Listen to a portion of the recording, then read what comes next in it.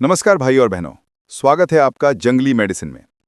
आज मैं आपको ऐसी जड़ी बूटी के बारे में बताने जा रहा हूं जिसकी कीमत इसके वजन से कई गुना ज्यादा होती है। इतनी दुर्लभ, इतनी शक्तिशाली और इतनी प्रभावशाली जड़ी बूटी कि हिमालय क्षेत्र में इसे भगवान शिव का वरदान माना गया है।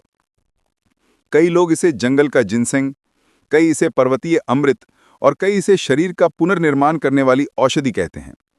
आज की यह जड़ी बूटी बल, वीर्य, शक्ति, प्रतिरोधक क्षमता, हड्डियों की मजबूती, फेफड़ों की शक्ति, गर्भाशय स्वास्थ्य, त्वचा, मानसिक शक्ति और धातु पोषण सबके लिए अत्यंत महत्वपूर्ण है। नाम मैं अभी नहीं बताऊंगा, पहले इसकी अद्भुत पहचान समझिए। ये पौधा हिमालय की ऊंचाइयों पर लगभग 2800 से 4000 मीटर की ऊंचाई पर पाया जाता है। इसकी पत्तियां लंबी, भाले जैसी और उस पर चित्ते जैसे गहरे धब्बे दिखाई देते हैं। फूल गहरे गुलाबी या बैंगनी रंग के होते हैं, लेकिन इसकी असली पहचान जमीन में होती है। इसका कंद जो पंजे जैसा दिखता है, इसीलिए स्थानीय लोग इसे पांव के पंजे जैसा होने के कारण पंजा, हाथगिरा और सालम पंजा कहते हैं। संस्कृत नाम वज्रकंद, पाणिमूल, भूतकुंभ, अमृतकंद। कश्मीरी नाम सालम मिश्री। हिमाचल में हथगिरा, लद्दाख में सालाम, हाथी पंजा। आयुर्वेद में इसे अत्यंत शक्तिवर्धक, बल्य, वीरवर्धक, रसायन और धातु पोषक औषधि कहा गया है। अब इसके गुणधर्म समझते हैं। रस मधुर और कषाय, वीर्य शीत, विपाक मधुर, गुण गुरु स्निग्ध बल्य। दोष प्रभाव पित्त शांत, वात को संतुलित, कफ को बढ़ाता है लेकिन पोषणदायक रूप में। आयुर्वेदिक ग्रंथ भाव प्रकाश निघंटू में इसे श्रेष्ठ बलवर्धक, शुद्ध रसायन और धातु पोषण करने वाली औषधि कहा गया है। अब इसके चमत्कारी लाभ विस्तार से समझिए।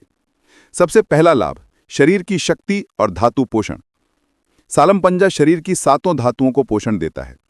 इसका प्रभाव इतना गहरा है कि इसे प्राकृतिक पौरुष शक्ति समझा जाता है।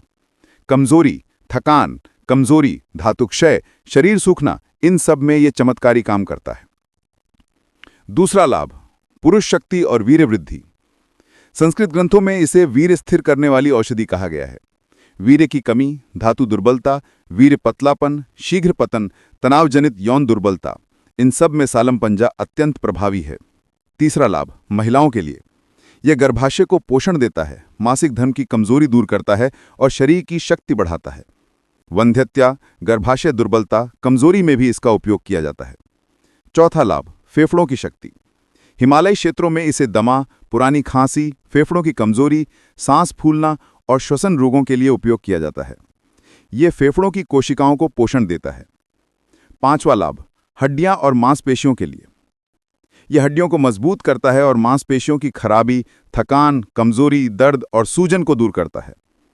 छठा लाभ, इम्यूनिटी बढ़ाना।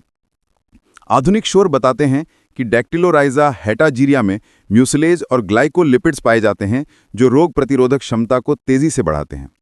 यह शरीर को संक्रमण, वायरल, कमजोरी या मौसम परिवर्तन से बचाता है। सातवां लाभ, त्वचा और रंग निखारना। इसका लेप त्वचा को चमकदार बनाता है, झुर्रियां रोकता है और त्वचा की कांति बढ़ाता है। यह प्राकृतिक रसायन है जो त्वचा कोशिकाओं के पुनर्जनन को बढ़ाता है। आठवां लाभ, पाचन तंत्र।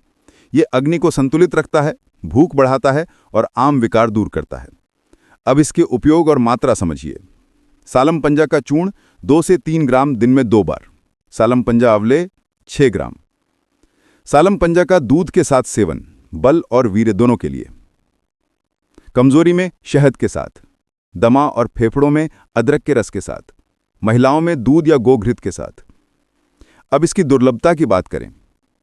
ये पौधा हिमालय में अत्यधिक दोहन के कारण आज IUSOPS की लिस्ट में नियर थ्रेटेंड और कई जगह इंडेंजर्ड की श्रेणी में आ चुका है, यानी कि ये दुर्लभ होता जा रहा है। इसलिए अगर इसे खरीदें तो सुनिश्चित करें कि ये कल्टीवेटेड यानी कि खेती किया हुआ हो, जंगली ना तोड़ा गया हो। अब सावधानियां जानिए। गर्भवती महिलाएं चिकित्सक की सलाह से ही लें। बहुत अधिक मात्रा कफ बढ़ा सकती है। शुगर के मरीज इसकी मीठी प्रकृति के कारण सावधानी से लें। किसी भी रस, रसायन या शक्तिवर्धक दवा के साथ संयोजन चिकित्सक ही तय करें। अब आपकी बारी है। आप अपने इलाके में इस वनस्पति को किस नाम से जानते हैं? क्या आपने सालम पंजा का उपयोग किया है? कमेंट में जरूर लिखें ताकि बाकी लोगों को भी इसका लाभ मिल सके। कोई जड़ी बूटी या पौधा नहीं मिल रहा है तो उसे आप ऑनलाइन खरीद सकते हैं। वीडियो का डिस्क्रिप्शन चेक करें। याद रहे, हो सकता है कि आप इस वनस्पति को सही से ना पहचान पाए हों या उपयोग में कोई गलती कर दें। इसलिए इस जड़ी बूटी का उपयोग करने से पहले किसी वैद्य आयुर्वेदिक चिकित्सक से परामर्श जरूर लें। ये जानकारी केवल आपके शैक्षणिक उद्देश्य के लिए दी गई है। उम्मीद करता हूं आज की जानकारी आपके लिए लाभकारी रही हो।